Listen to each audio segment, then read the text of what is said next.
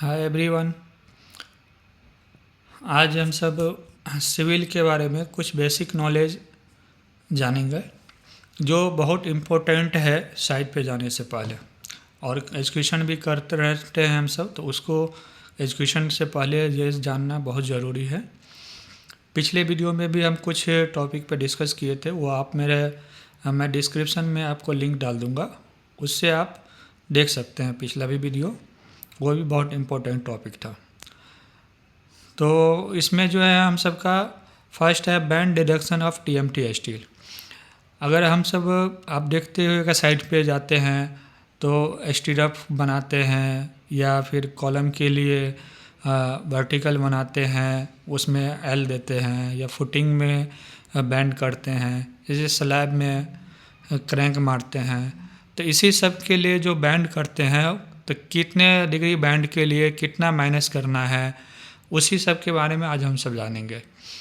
तो एक चीज़ ध्यान, सबसे इम्पोर्टेंट बात है जो ध्यान रखने वाली बात है, बैंड जो होता है कभी भी वो क्लॉकवाइज होता है, ना कि एंटी क्लॉकवाइज। ओके, तो क्लॉकवाइज आप कैसे समझिएगा, एक लाइन ड्रॉ कर लेते हैं हम सब। इसमें ये जो है हम सब का 0 डिग्री है। ओके, और इस साइड जो आता है 180 डिग्री, 180 डिग्री। तो ये सीधी लाइन जो है 180 डिग्री का है। ठीक, यहाँ से हम सबका शुरू होता है 1 डिग्री, 2 डिग्री, 3 डिग्री, यानी इस तरफ से वो बढ़ते जाता है। ठीक है, तो ना कि इधर से। बहुत आदमी इधर से एंटी क्लॉकवाइज डिग्री काउंटिंग करते, नहीं, वो गलत है। ठीक, तो उसमें हम सब देखिए 45 डिग्री के लिए अगर हम बैंड करते हैं तो उसमें 1D माइनस करना पड़ता है।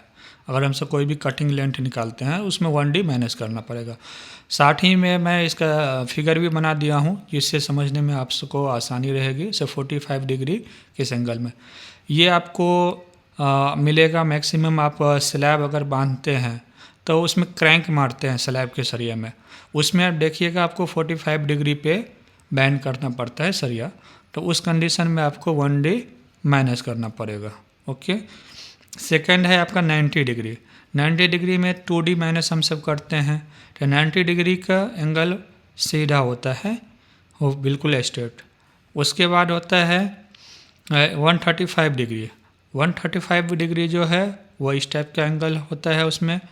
तो ये कहाँ यूज होता है, ये हम सब का स्टीरअप हुक जो बनता है तो उसमें हम सब का यूज होता है। फिर ये हो जाएगा हम सब का 180 डिग्री। 180 डिग्री जो है हम सब का उसमें 4D माइनस करना है, तो ये हम सब का यू शेप में बनता है। ओके, सेकेंड है हम सब का unit weight of steel bar. अगर हम सब कोई भी कटिंग लेंथ निकालते हैं या सरिया निकालते हैं, या छत पे हम सबको अगर सरिया बांधना है, तो उसके लिए हमको कैसे मालूम चलेगा कितना लेंथ। तो मुझे मालूम हो गया, ठीक है, हमको अगर 100 मीटर लेंथ मुझे सरिया चाहिए, लेकिन अगर उसी को हमको वेट में बोलेगा लाने के लिए, सब कितना वेट आएगा 100 मीटर पे, तो वो कैसे मालूम चलेगा। तो उसके लिए हम सबको यूनिट वेट जानना बहुत ज़रूरी है। ओके, तो यूनिट वेट क्या होता है वो आप जान लिए। तो जैसे जिस डिफरेंट साइज ऑफ, पहले तो हम इसका फॉर्मूला जान लेंगे। तो यूनिट वेट में क्या होता है, अगर हम सबको जैसे मीटर में निकालना है, ओके, केजी जो है हम सबको पर मीटर के हिसाब से निकालना है, तो उसके लिए फॉर्मूला आता है D²/162 इंटू लेंथ। एल मैं यहाँ लिखा हूँ, तो एल का मतलब लेंथ। ओके, फिर सेकेंड हो गया D²/533 इंटू लेंथ। ये फार्मूला कब यूज करेंगे, ये फार्मूला जो है हम सब जब फिट में अगर हम सबको निकालना है, अगर हम सबको लेंथ नहीं दिया, जैसे अगर 100 फीट दिया है किसी का लेंथ, ठीक है, और उसका हम सबको जैसे 8 mm का सरिया है 1 फीट दिया है, तो 1 फीट के लिए कितना लेंथ वो केजी हम सबको आएगा, तो उस हिसाब से हम ये फार्मूला यूज़ करेंगे। और मीटर में है लेंथ, तो मीटर के हिसाब से ये फार्मूला हम सब यूज करेंगे। ओके, तो इसी में हम सब जानते हैं जैसे साइज, पहला है हम सब एक कॉलम बना लिए हैं सहूलियत के लिए। फार्मूला बता दिया हूँ, आप इससे भी निकाल सकते हैं। वैसे हम सब इंटरव्यू में उतना टाइम नहीं देता है, तो इसलिए आप सब वैसे भी याद कर सकते हैं। जैसे 6 mm के लिए अगर 1 मीटर में अगर पूछेगा आपको कितना केजी लगेगा सरिया, तो 6 mm के लिए 0.222 यानी 0.222 केजी पर मीटर। ओके, फिर अगर फीट में इसी को पूछेगा 1 फीट में 6 mm का कितना वेट होता है, तो 0.067 केजी पर फीट। ओके, ऊपर में मैं हेडिंग लिख दिया हूँ यहाँ। FT means FT short form है फीट का, और MTR मीन्स ये है मीटर का शॉर्ट फॉर्म। तो इसको आप सब कुछ और ही नहीं समझ लीजिएगा। ओके, फिर है आपका 8 mm। 8 mm में आपका 0.395 केजी पर मीटर होता है, अगर मीटर में देखें तो। इसी को अगर 1 फीट में हम देखें तो 0.120 केजी पर फीट में। ओके, ये लाइन जो है आप देख रहे हैं, ये आपको पर मीटर के हिसाब से है, ये पर केजी, यानी ये 1 मीटर के हिसाब से, ये 1 फीट के हिसाब से। ओके, वैसे ही 10 mm का अगर ले रहे हैं तो 10 mm में 0.617 केजी पर मीटर, अगर 0.188 केजी पर फीट। ओके, 12 mm का अगर हम ले रहे हैं तो 12 mm में 0.888 केजी पर मीटर, 0.270 केजी पर फीट। 16 mm में अगर ले रहे हैं तो हम 1.58 केजी पर मीटर, 0.48 केजी पर फीट। अगर 20 mm में हम सब ले रहे हैं तो 20 mm के लिए 2.469 केजी पर मीटर। अगर इसी को हम फीट में जा रहे हैं तो 0.751 केजी पर फीट में। ओके,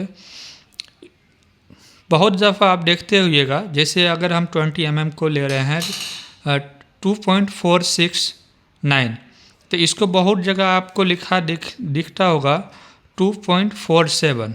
ओके, ये इसलिए होता है जब अगर हम 2 अंक लेंगे तो लास्ट वाला जो अंक है, जैसे अगर 2.469 है, तो अगर हम 2 ही अंक में लिखेंगे तो 2 अंक में क्या होता है, लास्ट वाला ये अंक अगर 5 से ज़्यादा है, 5 तक है, तब तो ये अंक नहीं चेंज होगा, सिमिलरली 6 ही लिखाएगा। अगर 5 से ज़्यादा है तो ये अंक जो है 1 प्लस हो जाएगा, चाहे जितना भी रहे।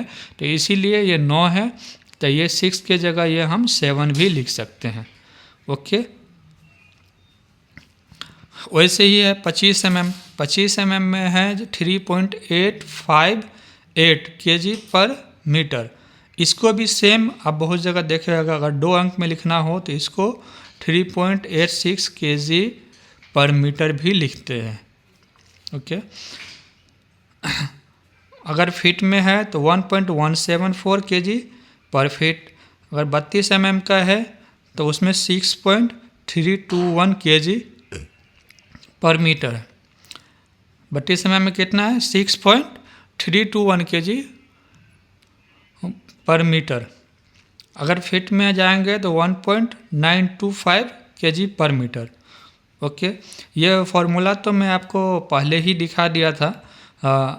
तो अगर इसी में अगर अबव जाता है या कुछ है, अगर मतलब यूनिट वेट आपको याद नहीं है, तो आप इस फार्मूले के हिसाब से निकाल सकते हैं।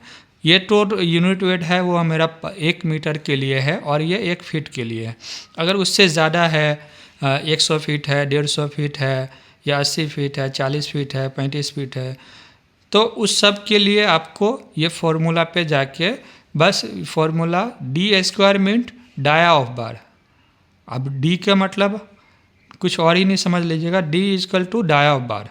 ओके, और यहाँ भी d का मतलब डाया ऑफ बार। जैसे 8 का अगर हम निकालते हैं, एक मैं बता देता हूँ एग्जांपल देके। जैसे अगर हम 8 mm का निकालते हैं तो d², मीटर में हम निकाल रहे हैं, तो d² means dia bar divided by 162 into, अगर 1 मीटर में लिए तो इतना।